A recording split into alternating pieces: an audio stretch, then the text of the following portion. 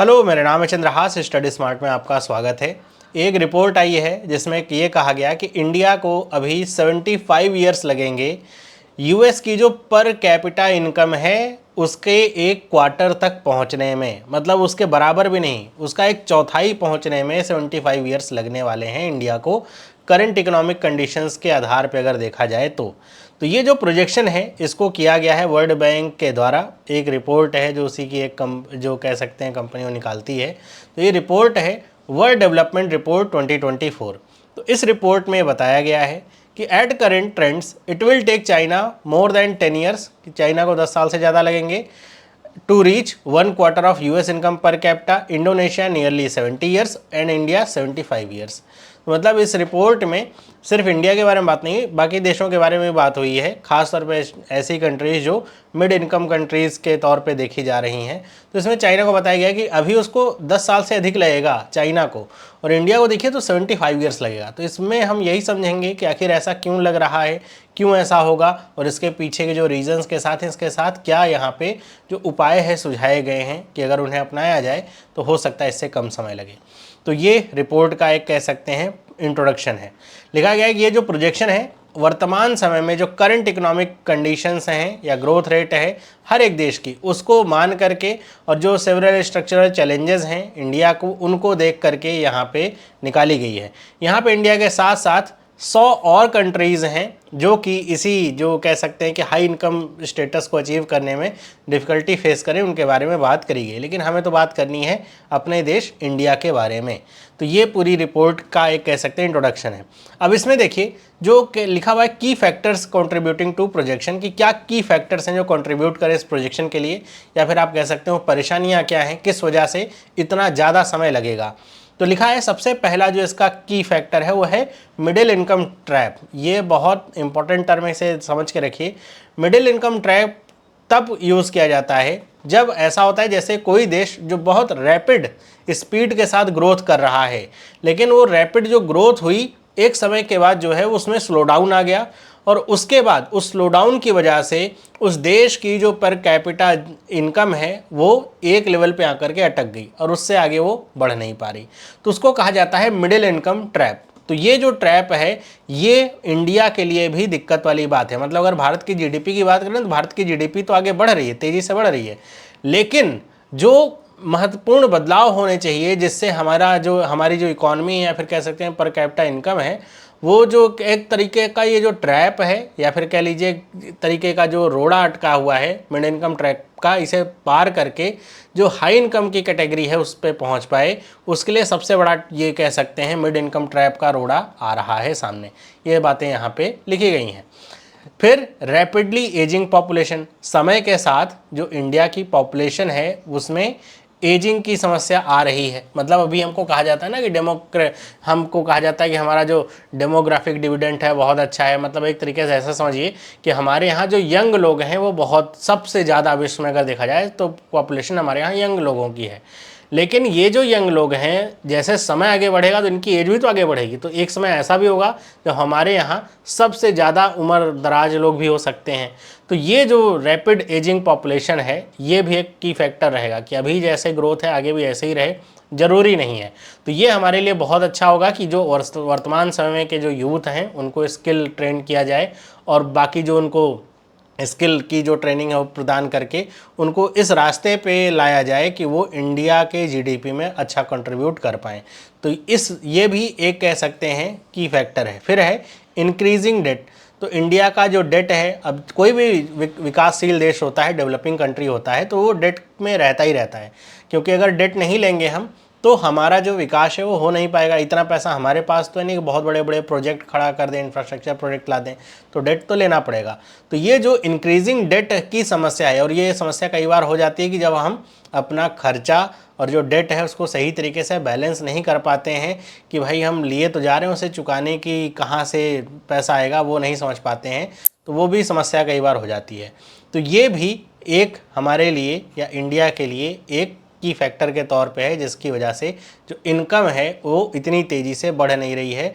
और ये प्रमुख फैक्टर्स में से एक होगा कि हमारी जो पर कैपिटा इनकम है वो मिडिल इनकम में ट्रैप होकर के रह जाएगी।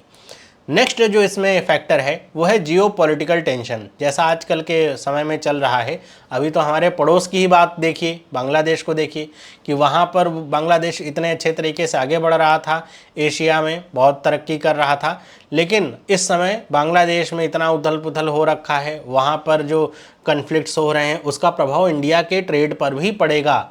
ख़ास तौर पे अगर देखा जाए तो जितनी भी टेक्सटाइल की बड़ी बड़ी इंडस्ट्रीज़ थी आज से कुछ समय पहले बांग्लादेश में इंडिया से शिफ्ट हुई थी, तो उन सब का भी प्रभाव इंडिया पे पड़ेगा। तो इस तरह से जो भी जियो पॉलिटिकल टेंशन्स हैं, जैसे इंडिया आज से कुछ समय पहले ईरान से तेल लिया करता था, क्रूड ऑयल वगैरह जो है इंपोर्ट किया करता था, कीमत जो है अच्छी मिलती, मतलब अच्छी कीमत पे जो है मिलता था इंडिया को ऑयल, लेकिन अमेरिका के प्रभाव की वजह से वहाँ से अब हमने तेल इंपोर्ट करना बंद कर दिया।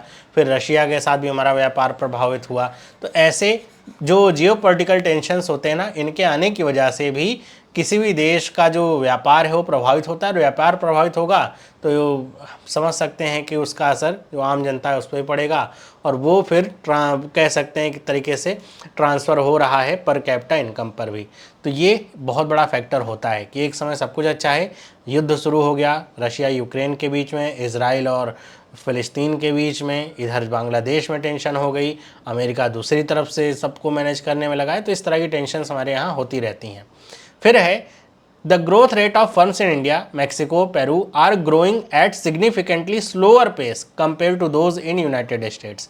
कि जो हमारे यहाँ फर्म्स हैं उनकी जो ग्रोथ रेट है, मतलब फर्म के बढ़ने की नहीं, कि कितने नंबर ऑफ फर्म्स इंडिया में ओपन हो रहे हैं, उनके उन्नति करने की, कि भाई जो फर्म ओपन हुई हैं वो कितने फ़ायदे में हैं, कितना प्रॉफिट कमा रही हैं।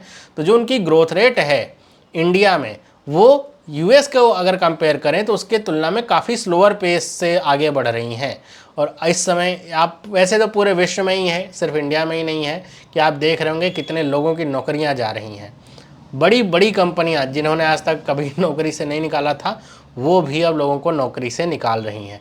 तो ये जो स्लोअर पेस है ना फर्म्स का, ये भी हमारे देश के लिए जो एक तरीके से हिंड्रेंस ही है। अगर हम बात करें यूएसए में, तो यूएसए में जो ग्रोथ रेट है वो है 3 गुना ज़्यादा रहता है।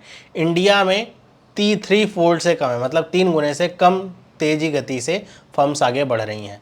तो इस वजह से भी अब ऐसा नहीं होगा, बहुत सारे लोग ये समझ रहे हैं अच्छा 75 ईयर्स में तो ऐसा हो जाएगा कि हम बहुत आगे निकल जाएंगे।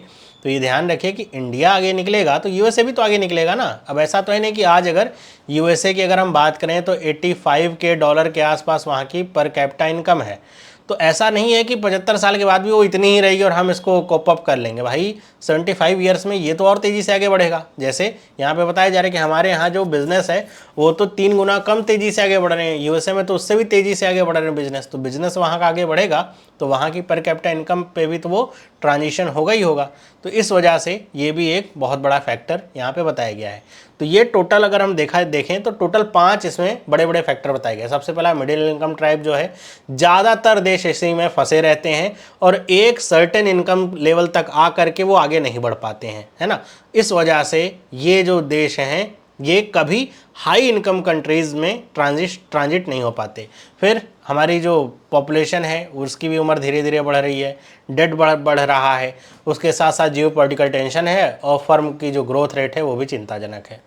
फिर यहाँ पर इन चैलेंजेस के लिए अगर हम बात करें इंडिया का क्या यहाँ पे सिनेरियो चल रहा है, तो आपको पता होगा कि नीति आयोग जिसकी अभी हाल फिलहाल में बैठक भी हुई थी, तो उसमें फिर से जो विकसित भारत है, नीति आयोग के द्वारा ये पेपर लाया गया विकसित भारत एट 2047, कि हमारा जो इंडिया का लक्ष्य है कि 2047 तक भारत एक विकसित देश बन जाए। और विकसित देश होने का मतलब यही है कि हम मिड इनकम कंट्री से हाई इनकम कंट्री की तरफ ट्रांजिट हो पाएंगे।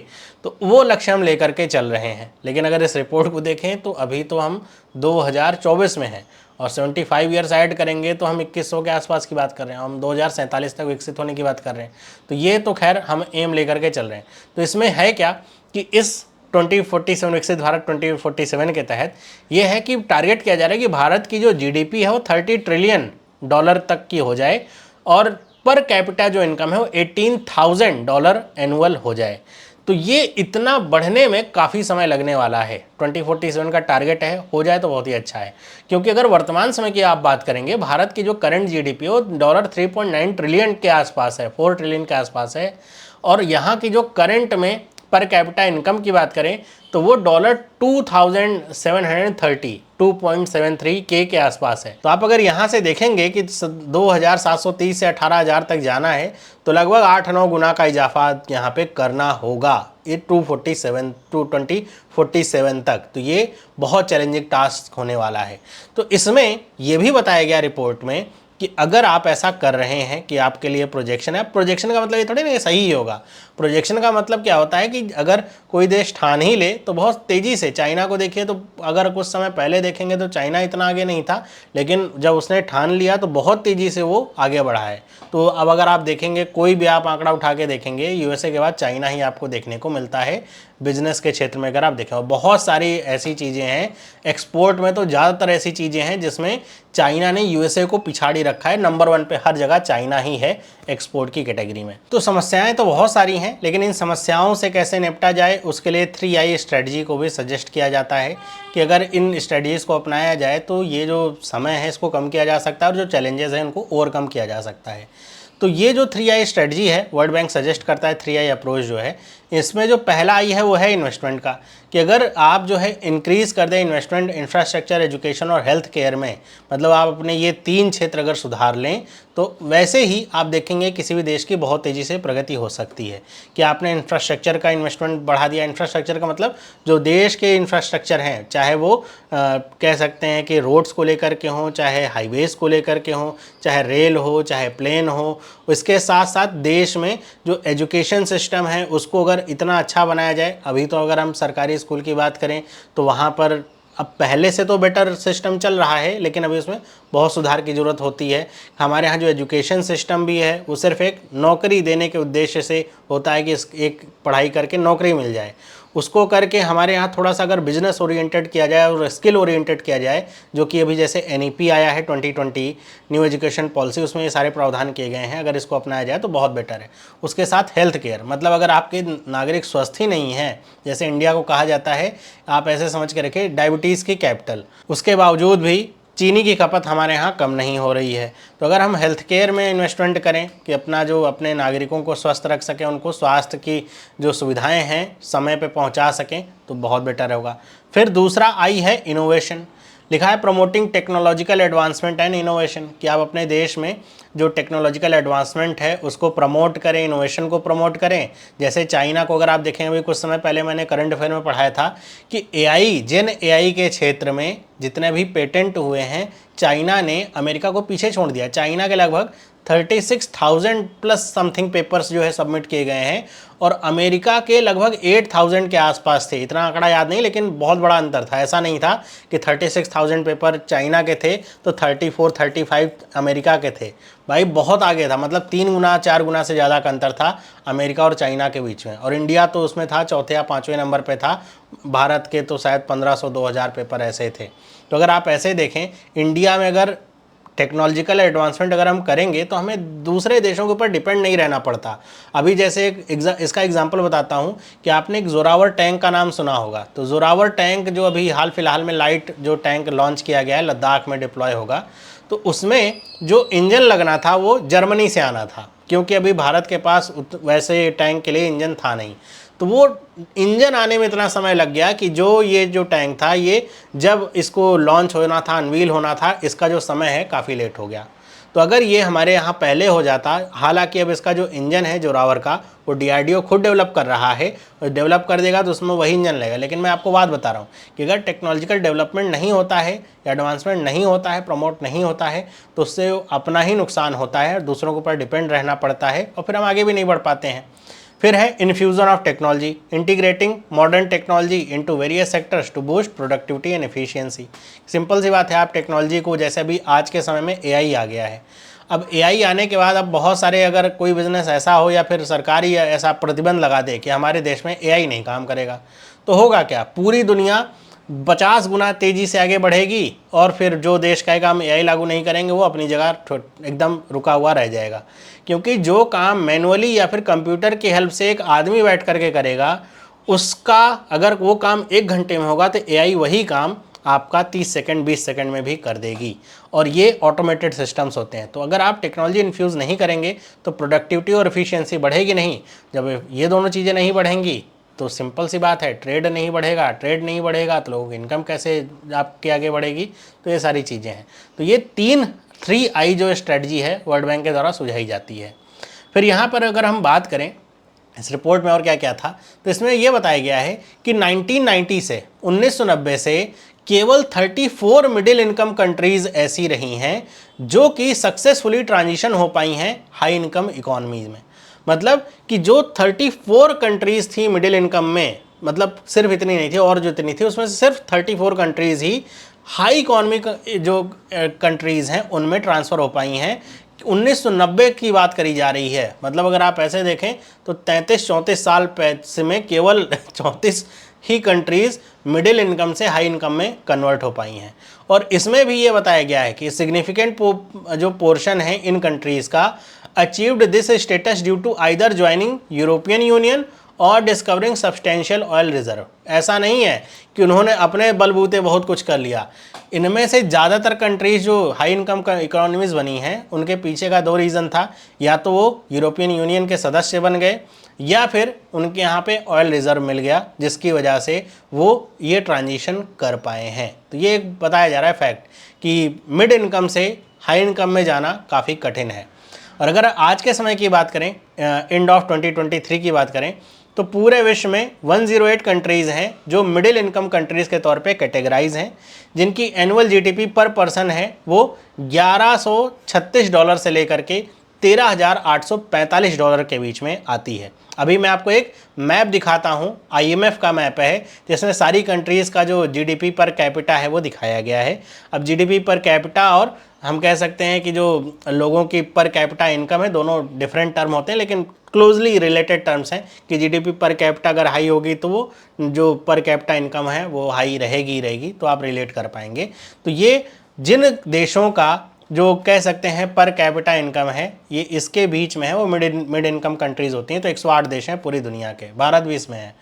और लिखा गया है कि according to the report Indian economy lacks the mechanism for effective selection of among firms hindering the relocation of resources to more productive users. बताया जा रहा है कि हमारी जो इकोनॉमी है उसमें थोड़ा मैकेनिज्म में ऐसा लैक है या कह सकते हैं कमी है, जिससे हम ऐसे फर्मों का सिलेक्शन नहीं कर पाते हैं, या फिर कह लीजिए कि जो ज़्यादा प्रोडक्टिव यूज़र्स हैं उनको रिसोर्सेज का रिलोकेशन हो सके, सही रिसोर्सेज मिल सके। और ऐसे फर्म्स जो इसमें बाधा उत्पन्न हो रही हैं या फिर जिनको रिसोर्स देकर के कोई फ़ायदा है नहीं, उनको अगर हम छांट करके निकाल सकें तो हमारी इकॉनमी और तेज़ी से आगे बढ़ सकती है।